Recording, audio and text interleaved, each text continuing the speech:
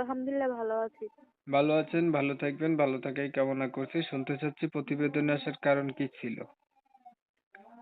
এই ভালো একটা মনের মানুষের জন্য প্রতিবেদন আসছি। বাবা নাই তো, সৎ মা আছে। মায়ের কাছে থুয়ে গেছিল, মাটা মইরা গেছে। উম, বাবা আরেকটা বিয়ে করছিল। এখন সৎ মার কাছে থাকি, জ্বালা যন্ত্রণা দেয়। এই জন্য একটা প্রতিবেদন চাচ্ছি ভালো একটা মনের মানুষের জন্য। বুড়া হোক জোয়ান হোক তাতে আমার কোনো আপত্তি নেই। পাইলে কি করবেন? পাইলে বিয়ে শাদী বসবো। আগে বিয়ে হয় নাই?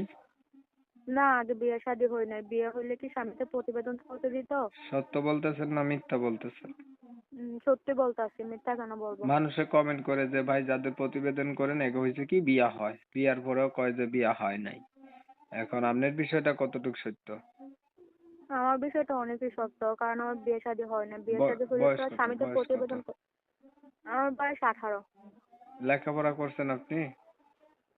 লেখাপড়া ক্লাস 8 পর্যন্ত করছি।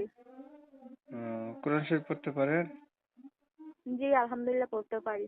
নামাজ পড়া হয়নি? নামাজ পড়েন? জি নামাজ পড়ি। নামাজও পড়েন।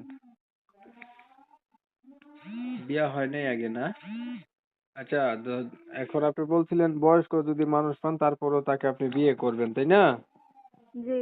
এখন আপনার যেহেতু বিয়ে হয় নাই, আপনি অবিবাহিত মানুষ, আপনি বিবাহিত মানুষ বা বয়স্ক মানুষ কেন বিয়ে করবেন? আপনি আপনার মতো কম বয়সের একটা মানুষকে বিয়ে করবেন, বুঝছেন? কি করবো, গরিব শরীফ মানুষ, যৌতুকের জন্য কেউ বিয়ে শাদী করে না। আর অনেক দুঃখ কষ্ট পড়ে প্রতিবেদন আছে। সৎ মা অনেক জ্বালা যন্ত্রণা দেয় তো, এই জন্য।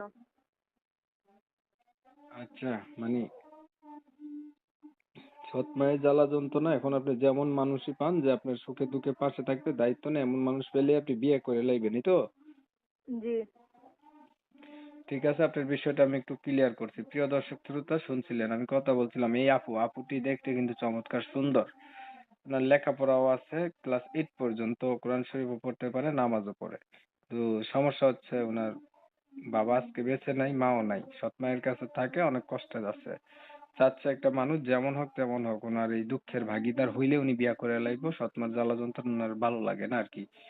তো আমি হচ্ছে কমিউনিটি গাইডলাইনের কারণে এই সুন্দরী আপুটির নাম ঠিকানা নিতে পারি নাই, দুঃখ প্রকাশ করছি।